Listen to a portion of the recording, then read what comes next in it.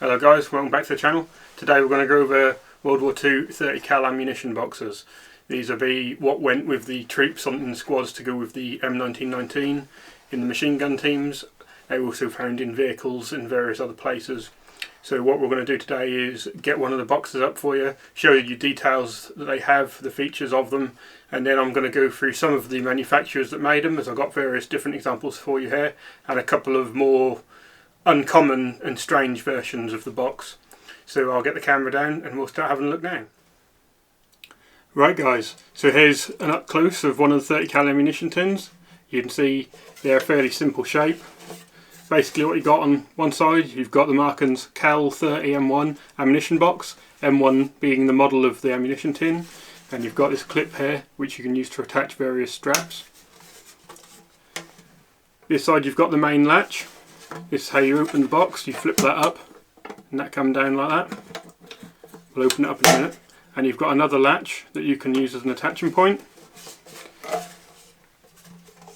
On the other side you've again got the Markins Cal 30 M1 ammunition box, and my one's also got the stencil of what's inside it. So you've got, these would hold 250 30 cal rounds in either a cloth belt or a disintegrating link belt, and you can see this one's marked to have 4 armour piercing rounds and 1 tracer per every 5 basically. Then on the back you've just got the latch where the lid opens and the ordnance flaming bomb symbol, US obviously, and the marking of the manufacturer go here, this one being Illinois Ordnance I believe. And then on top you've just got your basic lid, handle. You can attach a strap to that if you want, nothing fancy. And on the bottom, just your bullet marking. So it isn't a very fancy can, but it does do the job. So I'll open it up and show you how the latch works now. Right guys, so that's fairly simple. You just open it up like so.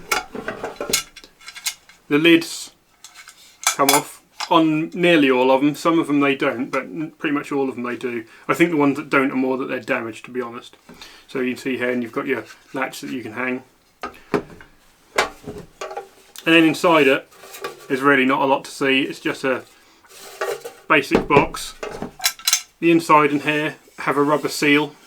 A lot of them are missing or ruined. This one has actually, if I can get it, you can still see it's got some of its original seal left. Most of my tins I got as just rust. They were just wrecks, and they've all been rubbed down, sanded down to bare metal, and then repainted. So I know some people don't like stuff being done up like it's brand new, but these were basically just rust. Some of them were rotten and had to have some filled holes and things like that. So I think I've done a alright job of getting them like this.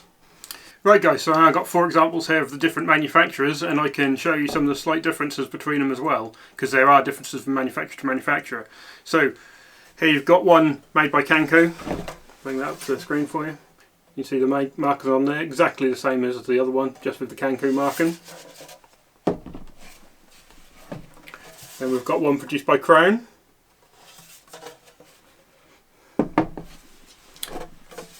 The Illinois Ordnance. I'm pretty sure that's the company's name, is Illinois Ordnance. One that we showed you before. And on the end one here we've got one made by a company called Reeves. Now I don't know why, but people make a big deal about these Reeves ones. They make out they're some special, exceptionally rare tin, or at least rarer than the other manufacturers. I don't know why. They seem just as common as a fact. I think I got more Reeves tins than any other manufacturer. So here's some of the different manufacturers that made them during the war. So although a lot of companies made these, and they would have been, in theory, all made to the same pattern, if you look at the cans here, you can see they're not all actually the same. So if I get, say, these two, and bring them up to the camera for you, you can see the latches the lids are on are actually not the same. They've got slightly different designs. And that doesn't just stop at the latches either. If I show you the lids, you can see they're not actually the same the way the handles are attached. And you get various little differences like that between the different manufacturers. I assume that's just the tooling they had from company to company, little variations that didn't really matter. So you do get some variation between them. So they were the more common sort of tins, and now here's a couple of ones that are more unusual for you. The first one I got here At a glance, you'd think that's just like the others. Well, it's not quite. If you look at the markings for a start, that says that's an M2, not an M1. Now, I don't know why that is, but my guess would be, if you look on the side here, see it says SF Limited.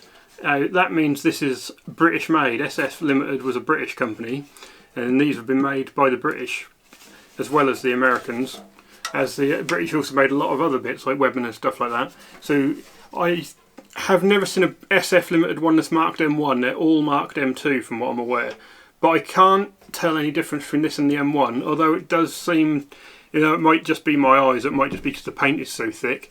It seems slightly wider and slightly taller than the M1, though when you try and put an ammunition belt in it, there's no extra room in it at all. But you can see this is exactly the same as the others essentially. The latch is exactly the same as some of the other manufacturers. It's got exactly the same operation on it. Just made by a British company. And these are rarer than the American ones by far. They're not impossible to find. There's a fair few of them about, but they're a lot less common than the American made ones. Right, now this next one is a lot less common. So this one I got with a bundle of cans when I bought off a chap who does local military sale. Now if I spin this one round, you can see we've got something different. The company name is Ed Edgar, and then there's got the ABL Flaming Bomb. Now, that ABL marking is the symbol of the Belgian army, and the only company I can find called Ed Edgar is a German company. Seems to almost be like a German version of what you have Walmart in America. Massive retail company in Germany now. I can't find any reference to them building stuff in the Second World War for the military, but I can't find any reference to any other company called Ed Edgar, so I'm assuming that has to be them. So what you've got here is basically an M1 ammo tin, an American pattern M1 ammo tin, which must have been made after the war, in theory by the Germans for the Belgian army. So this is a bit of a strange one.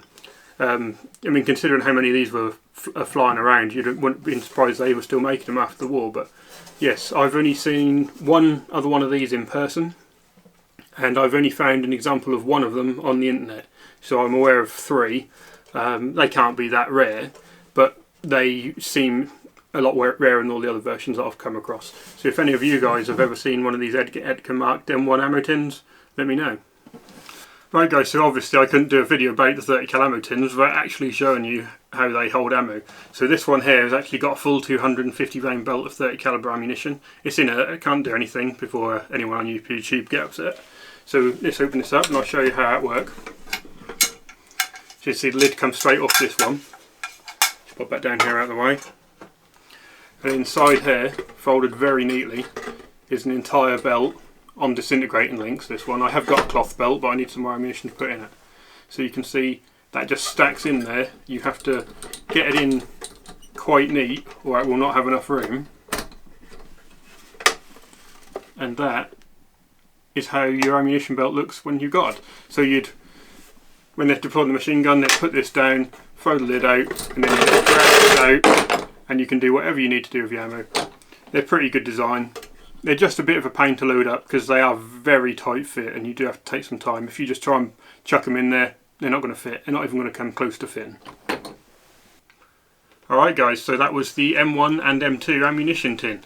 I hope this has been helpful to you. These are fairly common pieces of equipment. They shouldn't be hard to find if you want some. In the UK they're getting quite expensive, so be careful for that. You don't want to be paying too much for them because they're not a rare item.